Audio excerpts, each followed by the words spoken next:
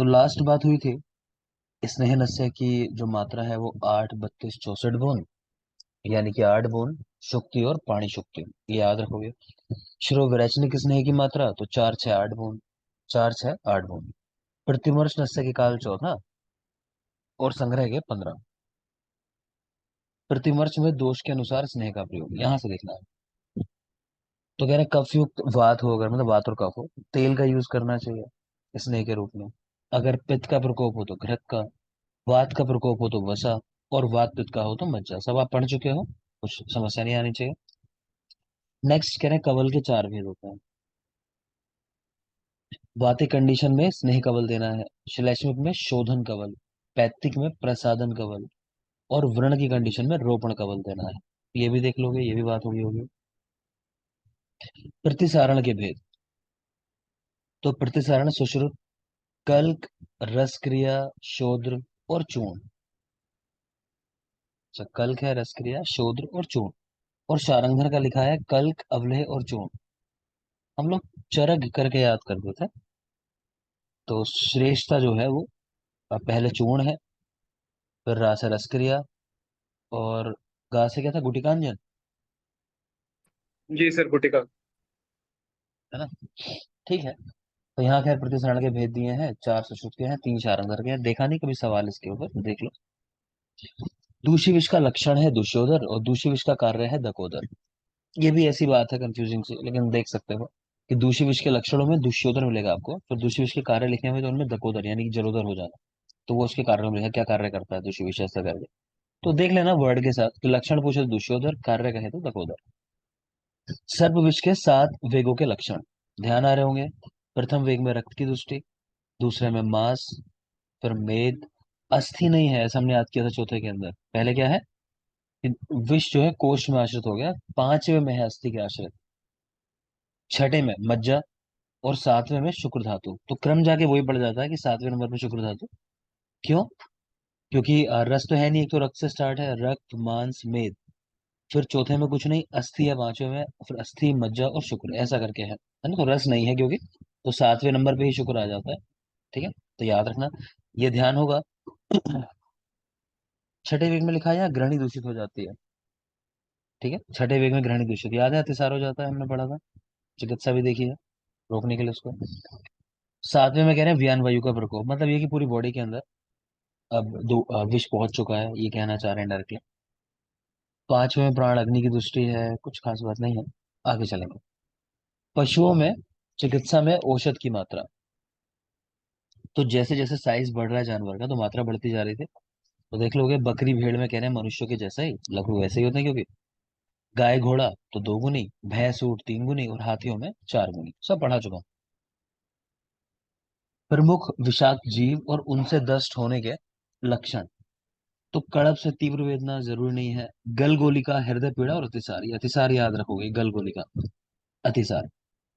पिपीलिका में अग्नि दग्धवत पीड़ा होती है, अग्नि से जल जाने के समान पीड़ा पिपीलिका में। कृकाल सक, ये गिरगिट, पुरीश भेद, वही अतिसार जो ऊपर लिखा है, ये वाली चीज समझो, बहुत जरूरी है, ये पूछा जाता है। ठीक है, गिरगिट वाला, कृकाल सक वाला, पुरीश भेद। उच्चटिंग स्तब्ध लिंगता, अगेन जरूरी है, उच्चटिंग स्तब्ध लिंगता। ग्रह गोधिका, स्वेद अति प्रवृत्ति, अत्यधिक स्वेदन होना। तो मेन जो है इनमें पुरुष भेद कृकाल से यानी गिरगिट, और दूसरा उच्चटिंग वाला स्तब्ध लिंगता, इनको याद रखोगे। और याद करना चाहो तो गलगोलिका में हृदय पीड़ा याद कर सकते हो, गलगोलिका हृदय पीड़ा, वो भी चाहो तो याद कर सकते हो, बाकी खास नहीं है। नेक्स्ट चलो, ये पॉइंट बहुत बहुत जरूरी है। गर्विश का लक्षण है क्या, कि कृष्ण व्यक्ति स्वप्न में अपने को गौर वर्ण का देखता है, गौर जो है अपने आप को स्वप्न में कृष्ण वर्ण का देखता है। तो ये गर्विश का लक्षण है, बहुत बहुत जरूरी है, बिल्कुल याद रखोगे। गर्विश चिकित्सा मतलब विष की चिकित्सा याद रखो आपको, सिंपल। तो ताम्र चूर्ण से पहले वमन कराना है, उसके बाद करें 1 क्षार की मात्रा में स्वर्ण का सेवन कराया। तो स्वर्ण सेवन करने वाले व्यक्ति के शरीर पर विष का प्रभाव नहीं पड़ता, नीचे लिखा है, देख पा रहे हो। जिस प्रकार कमल की पंखुड़ियों पर जल नहीं रुकता, ये चरक का कथन है। तो वो हेम पांगे वाला श्लोक में फिर कह रहा हूँ, वो श्लोक आइडेंटिफाई करना आना चाहिए, किसके रेफरेंस में है, कहाँ का है। वैदुर्य, हीरा और पन्ना, इनको विषनाशक बताया गया है। तो जो मणियां हैं मेनली वो विषनाशक होती हैं। ठीक है, तो वैदुर्य, हीरा, पन्ना याद रखोगे। ऐसा सवाल भी आ चुका है, इनमें से कौन सा विषनाशक है करके। तो वैदुर्य का नाम लिखा है, बाकी और 3 नाम लिखे हैं, हीरा पन्ना नहीं है। है ना, तो वहां पूछा गया इनमें से किसकी वजह से विश्व का प्रवाह नष्ट होता है, तो वह तुझे आइडेंटिफाई करना है। तो वो भी चीज याद रखना उस तरीके से। असाध्य विषाक्त जीव, तो गलगोलिका, ठीक है, ये सरसपिका है, कह रहे हैं ये गलगोलिका कि ये, अच्छा, गलगोलिका जो है, सरसपिका नाम की गलगोलिका कि वो असाध्य है, उसका दस्त। मक्षिकाओं में स्थालिका और काशाई नाम की मक्षिकाएं हैं, वो असाध्य हैं।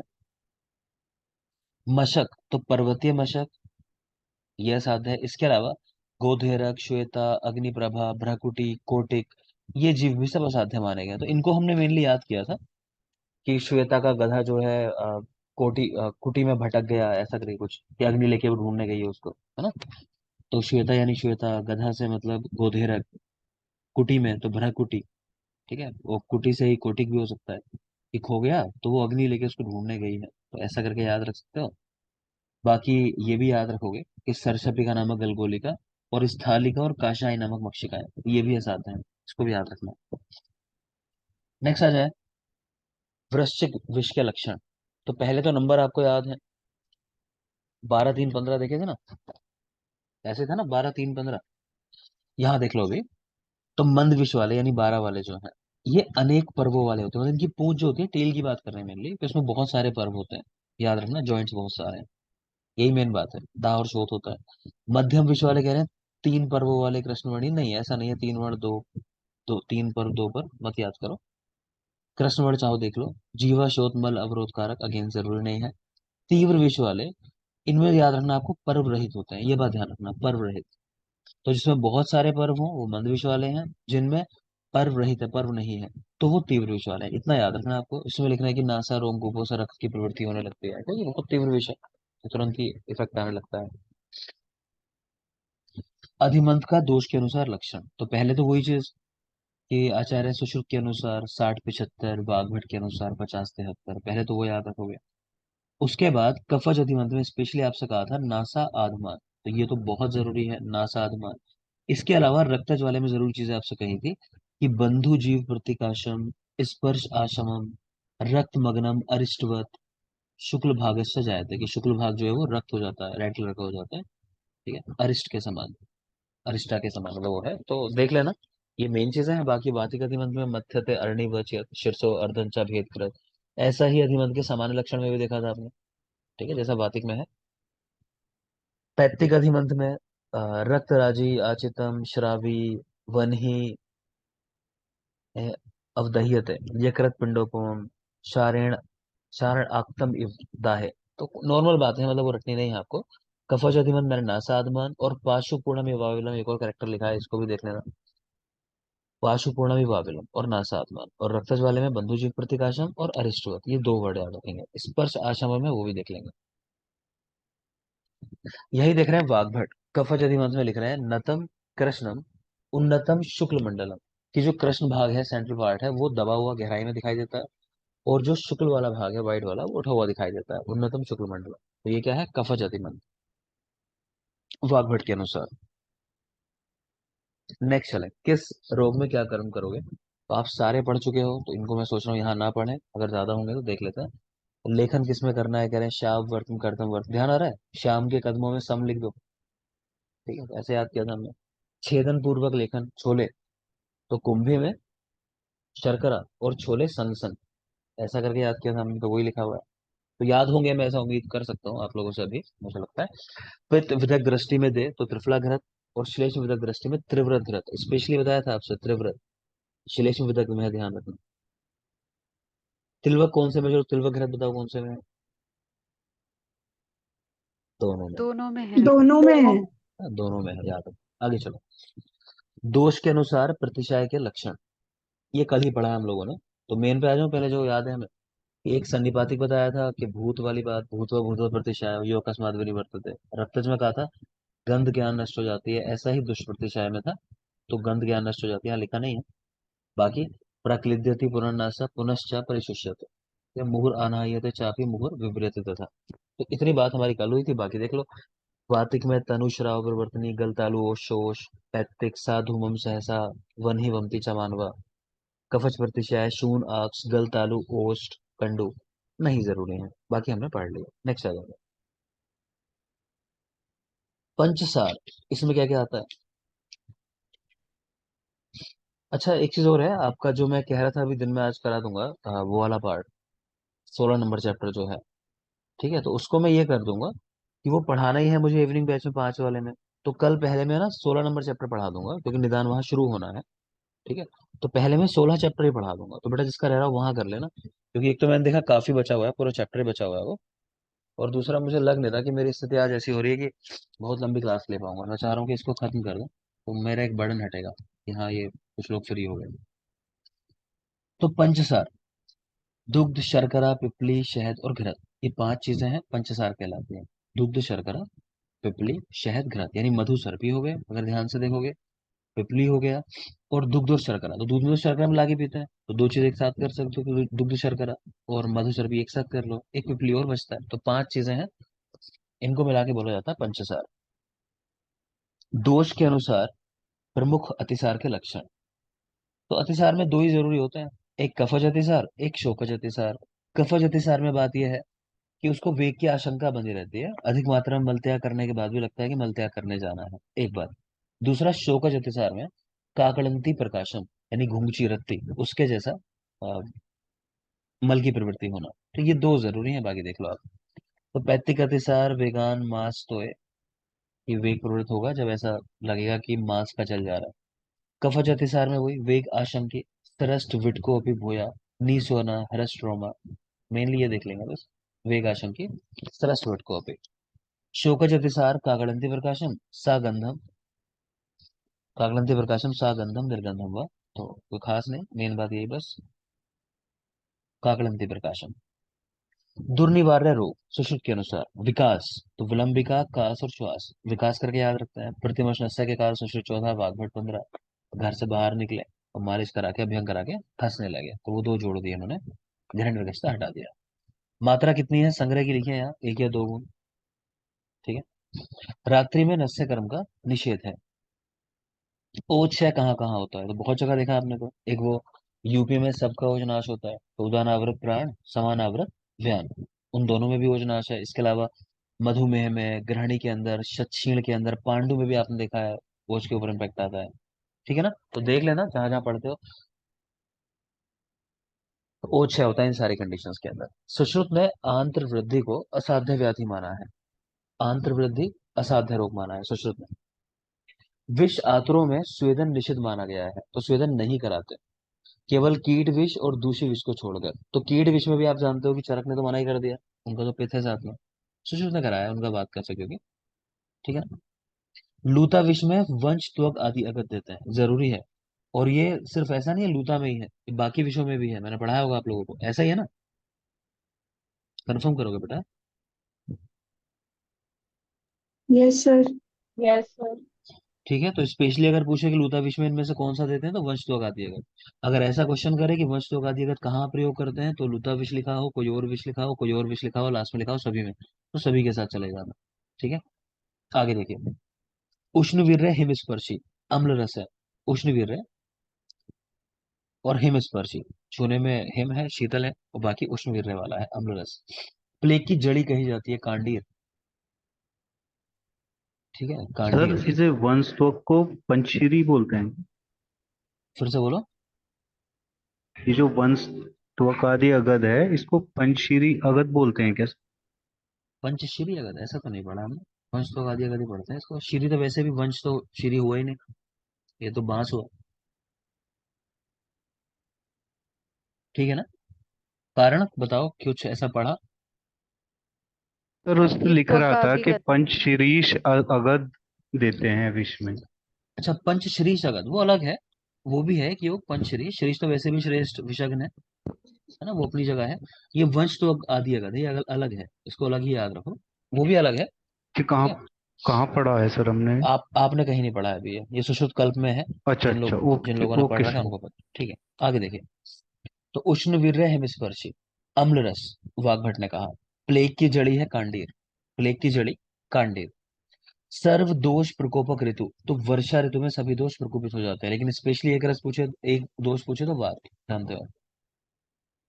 विषम ज्वर के भेद हैं, चरक सुश्रुत 5, काश्यप के लिखे हैं 5, क्या सही लिखा है? कुछ करेक्शन करो। काश्यप के 4 है। कौन सा चार नहीं है मानते सर, हैं? चार। चार। संतत। ठीक है, तो संतत नहीं मानते, याद रखना, संतत जोड़ को नहीं मानते काश्यप। आगे देखिए, बंध्या स्त्री के भेद हारित ने 6 बताए, रस रत्न समुच्चय ने 9 बताए। बोलो, काक बंध्या में दोष? पित्तज। पित्तज। पित्तज। ठीक है, पित्तज। काक बंध्या पित्तज है। तो बंध्या हारित 6, रस रत्न समुच्चय 9 भेद। चरक आचार्य उपाधि दी गई है धर्मदास वैद्य को। सुश्रुत सहस्र नयन उपाधि दी गई है किसको? चक्रपाणी। चक्रपाणी। चक्रपाणी। चक्रपाणी। सो अखिल शास्त्र विद्या कल्पद्रुम किस शास्त्र को कहा गया? गंगाधर। गंगाधर राय ने बोला है ना? सवाल क्या कह रहा हूं मैं, किस शास्त्र को कहा गया है सो अखिल शास्त्र नाड़ी, विद्या कल्पद्रुम? नाड़ी पर। चरक संहिता को बोला गया। चरक को बोला गया चरक को ना। ही बोला होगा। हम्म, चरक। बोला होगा से काम नहीं चलेगा करने का। अब एग्जाम है कुछ दिनों बाद, ये होगा वाली बात अब छोड़ दो। अब तो सीधा कि है। अब जो भी कहना है यहाँ से है ही बोलना है। आगे देखो, तो चरक आचार्य उपाधि दी गई है धर्मदास वैद्य को।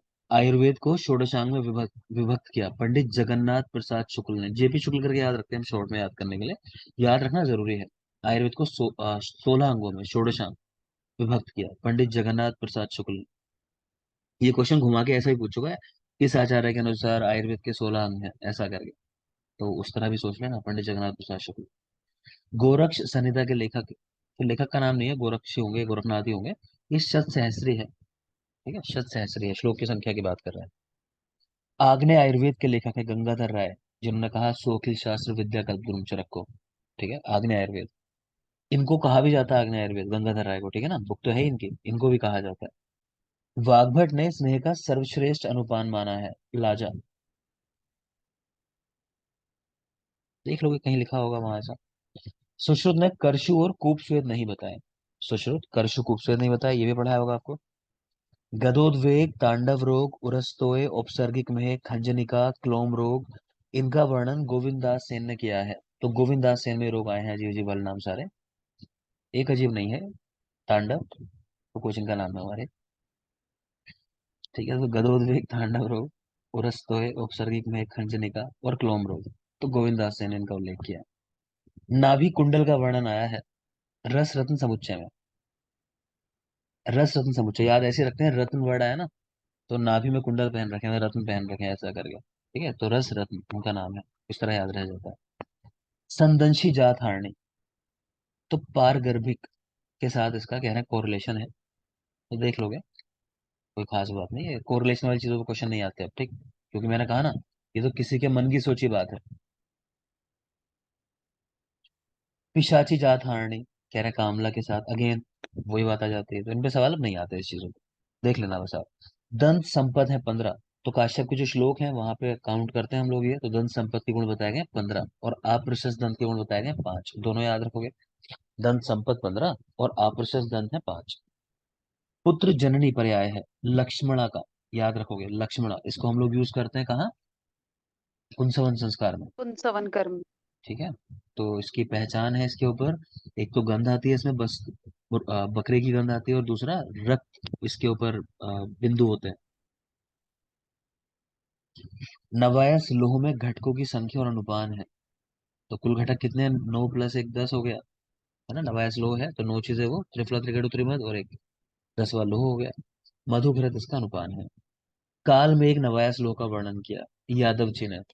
काल में एक नवायस लोह, Yadav ji. Qualitative and quantitative analysis कौन सी संप्राप्ति है? तो विकल्प संप्राप्ति, है ना, तो क्वालिटी देख रहे हैं कौन सी क्वालिटी बढ़ी हुई है, समझ रहे हो ना, विकल्प में देखा था अंशांश कल्पना। तो क्वालिटेटिव एंड क्वांटिटेटिव कौन सी संप्राप्ति है? विकल्प संप्राप्ति। आप लोगों को तो मैंने रिसर्च स्टेट वाला पोर्शन भी पढ़ाया है थोड़ा सा, जितना आपके लिए जरूरी है, मतलब आधा तो वो भी नहीं है एग्जाम में, तो ध्यान रखना, उसको भी एक बार रिवाइज कर लेना जिन लोगों ने पढ़ा है। शुभ धारने के भेद हैं 15, शुभ धारने के 15 भेद हैं। शहद सेवन का निर्देश है वर्षा ऋतु में, मतलब निर्देश तो क्या, स्पेशली मतलब कि वर्षा में लेना ही चाहिए ऐसा लिखा हुआ है सभी चीजों में मिला के। ठीक है, शहद को। और किस ऋतु में मना है शहद स्पेशली, कौन बताएगा?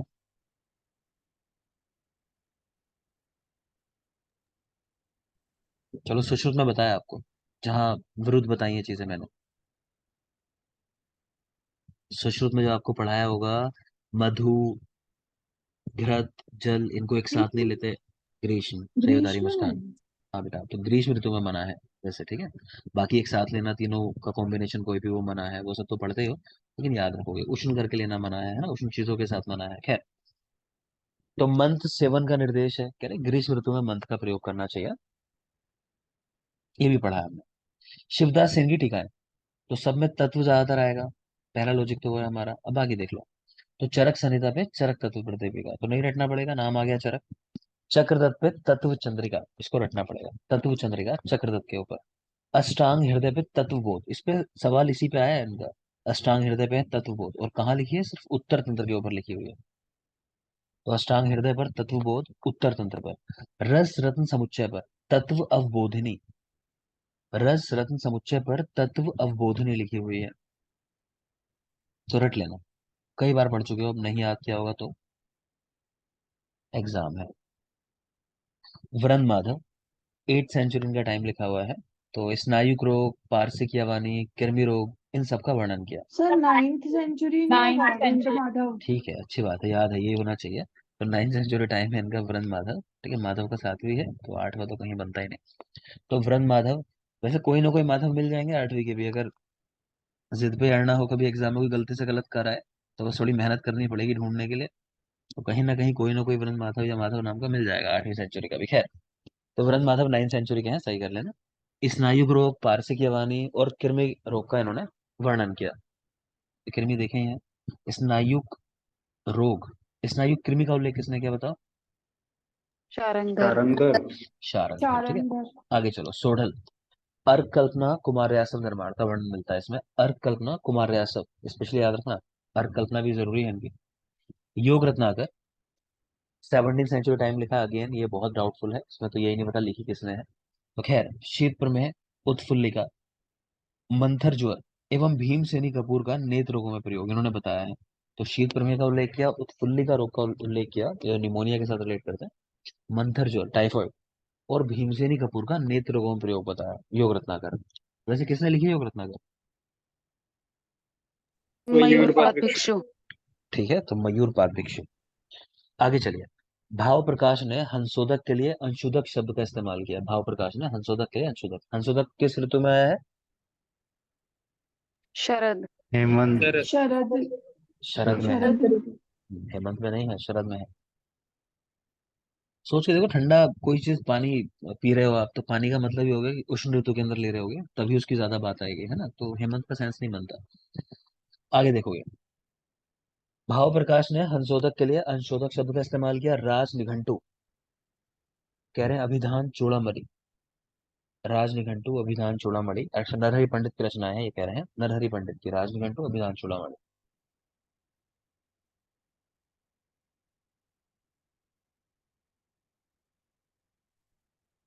अच्छा, इन बुक्स के नाम है ये दूसरे।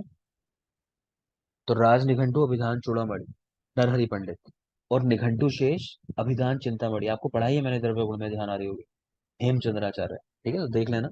टाइम भी लिखा हुआ है, जरूरी नहीं है पूछना नहीं था टाइमिंग का, लेकिन बुक्स का नेम ध्यान रखोगे। शस्त्र अनुशस्त्रों में श्रेष्ठ है शार, शस्त्र अनुशस्त्राणाम, तो ये शार, ये किसकी बात है? सुश्रुत की, वो लिखते हैं। और नीचे वाली बात जलों का, ये चरक की बात है, वैसे अनुशस्त्रों में श्रेष्ठ है जलों का।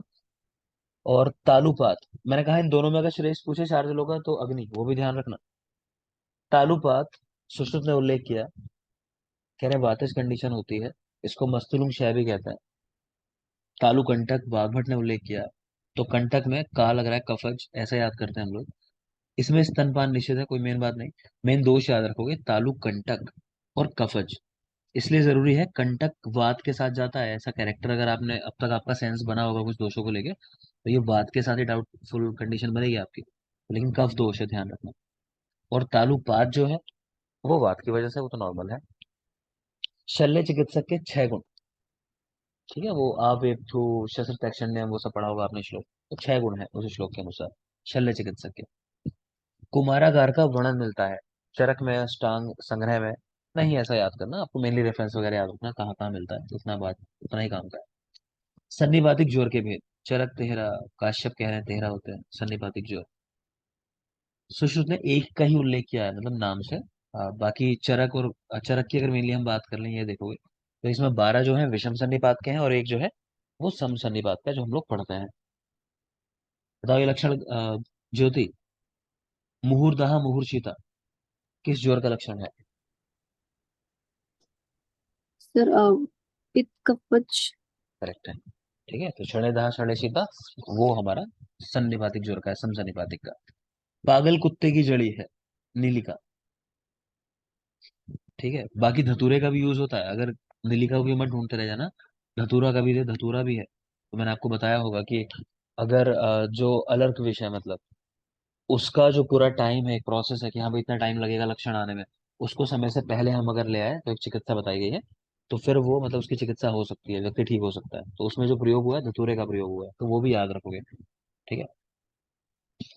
क्षार निर्माण करना चाहिए, तो शरद ऋतु में बताया गया है कि शरद में मोखा लेते हैं, वो सब ध्यान है ना सुश्रुत में, पूरा वो पढ़ते हैं मोखे की जड़ लेनी है ऐसा शरद ऋतु के अंदर, तो वहां से बनाया क्वेश्चन है। हारित संहिता का वास्तविक नाम क्या है? वैद्यक सर्वस्व, इसको याद रखोगे। हारित का वास्तविक नेम क्या है? वैद्यक सर्वस्व। तुलसी शब्द का सर्वप्रथम प्रयोग अष्टांग संग्रह में हुआ है, तुलसी। सर्वार्थ सिद्धि, इस अंजन का वर्णन वाग्भट ने किया। एक क्वेश्चन आया था मुझे लगता है 2011 में, एनआईए में। सर्वार्थ सिद्धि अंजन वाग्भट ने दिया है। धातुओं में यशक का वर्णन सर्वप्रथम शारंगधर में आया है। ये टाइम वो था सर्वार्थ सिद्धि वाला जो मैं आपसे कह रहा हूँ कि जब लोग गाइड पढ़ते ही नहीं थे, है ना, बहुत कम लोग पढ़ा करते थे गाइड। और इवन जब हम लोगों ने अपने एग्जाम दिए थे तो मेरी रियलिटी है कि मैंने गाइड पढ़ी ही नहीं थी महाराष्ट्र के एग्जाम से पहले तक। लेकिन इतना अंतर लगा था कि महाराष्ट्र एग्जाम में सिर्फ गाइड पढ़ के गया था और कुछ नहीं पढ़ा था, 1 महीना गैप था जामनगर के बाद।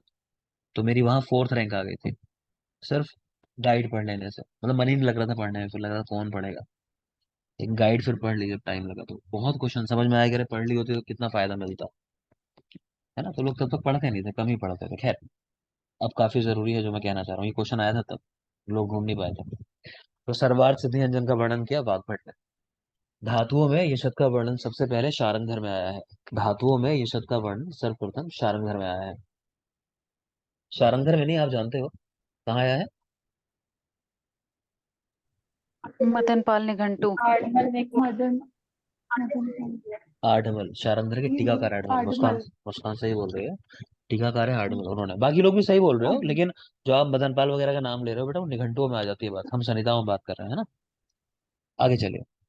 भैषज्य रत्नावली में 4 स्थान है, कह रहे हैं 216 अध्याय है। ग्रंथ गोविंद दास सेन का है, तो इसको याद रखना ग्रंथ किसका है, वो मेन बात है। और संग्रह ग्रंथ है, वो भी ध्यान रखोगे। ठीक है, ये संग्रह ग्रंथ है। अगले पॉइंट्स भी काफी जरूरी है कि ऊर्ध्व गुद रोग का वर्णन अष्टांग संग्रह में मिलता है। ऊर्ध्व गुद, सबसे पहले ये रोग किसको हुआ था ऊर्ध्व गुद?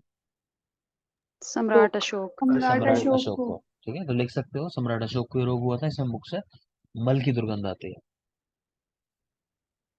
सबसे अच्छा एक और लिख लो यही, दूसरा लिखो भुज स्तंभ रोग, तो इंद्र को हुआ, भुज स्तंभ इंद्र को हुआ था।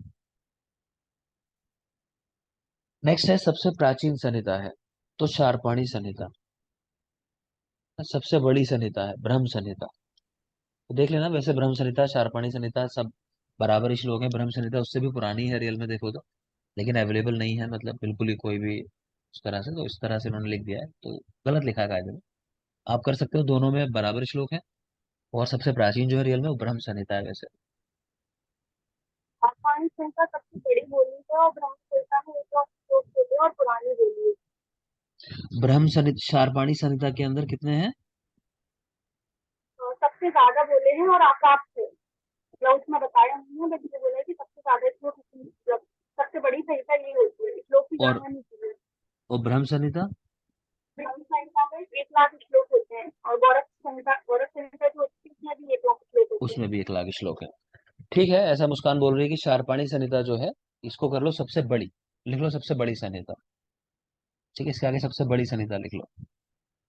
और ब्रह्म संहिता ये गोरख संहिता के जैसे पीछे पढ़कर आए हो, तो दोनों में कह रहे हैं शत सहस्री हैं, 1 लाख श्लोक है दोनों के। ठीक है, देखो चलो आगे।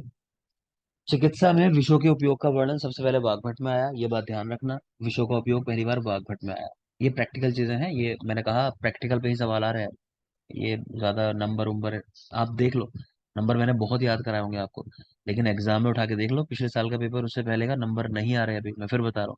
लेकिन मैं याद जरूर करा रहा हूँ कि पता नहीं आ जाए तो क्या कहेंगे जाके कि सर पहले तो क्यों नहीं पूछा 2 साल आपने।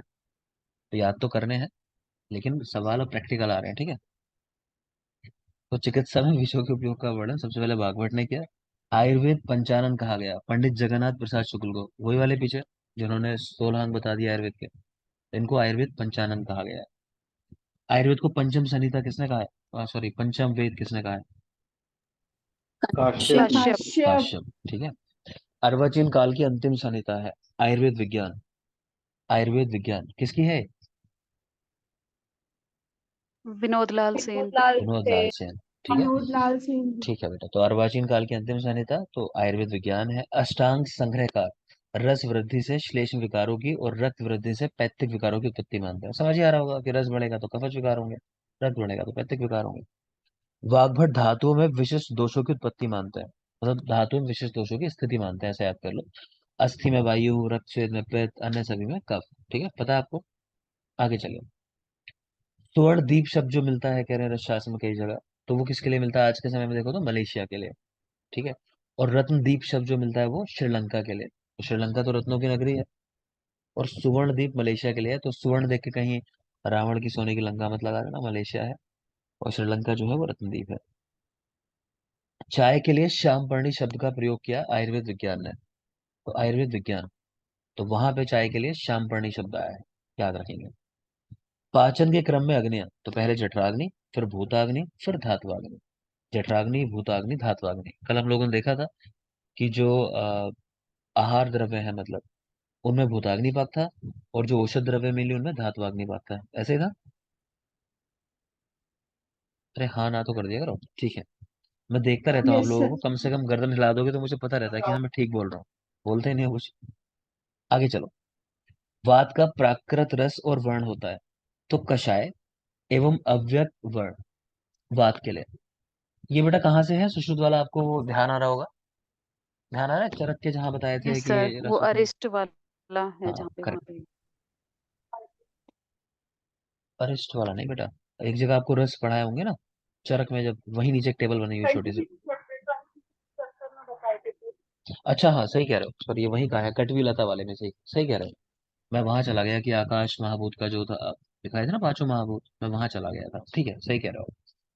तो वाक का प्राकृत रस और वर्ण है कषाय रस, अव्यक्त वर्ण है शाव वर्ण है, पित्त का कटुपीत है, कफ का मधुर श्वेत है, तो रटना है ही नहीं, इसको तो नॉर्मल चीजें हैं। आगे चलो। वात का विकृत रस कटु है, पित्त का अम्ल है, कफ का लवण है, ये पता होना चाहिए आपको विकृत होने पे कैसे हो जाता है। तो पित्त विकृत होने पे अम्ल होता है, ये बात ध्यान रखना। नॉर्मली पित्त कैसा होता है? कटु, ठीक है। विकृत होने पे अम्ल हो रहा है। कफ जो है विकृत होने पे लवण हो जाता है, और वात जो है विकृत होने पे कटु हो जाता है कषाय से। है त्रिफला के पर्याय, फलत्रिक, वरा, श्रेष्ठा, उत्तमा, सब त्रिफला के पर्याय हैं। वरी शतावरी है, और उत्तमा देख रहे हो, उत्तमा गंभारी का भी हमने देखा था, गंभारी का पर्याय भी मेरे ख्याल से, ठीक है देख लेना। अमृत संभवा किसका पर्याय है? अमृता का ही पर्याय है अमृत संभवा, धन्वंतरि निघंटु के अनुसार लिखा हुआ है, तो रेफरेंस के साथ ही याद रखना कि धन्वंतरि निघंटु में अमृत संभवा अमृता के लिए है। कपि पिपली पर्याय है अपामार्ग का, कपि पिपली अपामार्ग। और ग्रहणी हर लवम, तो इसको तो मैं ऐसे याद रखता हूँ कि घर बार छूट जाता है प्रेम में, है ना, लव में, तो ग्रहणी हर, घर छूट गया तो क्या लवंग। कपि पिपली अपामार्ग, अमृता संभव अमृता। इतना करो, ब्रेक लेते हैं वापस आओ 10 मिनट इसी आईडी से। तो ये करेंगे, इसके बाद अम्लपित वाला पोर्शन है, अम्लपित परिणाम शूल वो सब, वो 2-3 पेज की पीडीएफ है, तो वो पढ़ेंगे, ठीक है। Thank you, 10 minute.